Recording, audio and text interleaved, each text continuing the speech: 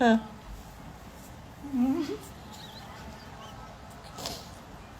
উর্মি, বলো। গরম কাহাকে বলে? শীত না করলে গরম হয়, তাকেই গরম বলে। গরম মানে গরমের সময় কোন কোন সময় গরম লাগে? গ্রীষ্মকালে গরম লাগে, ফ্যান না থাকলে গরম লাগে, গ্রীষ্ম বাতাস না থাকলে গরম লাগে, গ্রীষ্ম দরজা বন্ধ থাকলে গরম লাগে। সেই কারণে গরম লাগে, গরম লাগার কারণে গরম লাগে।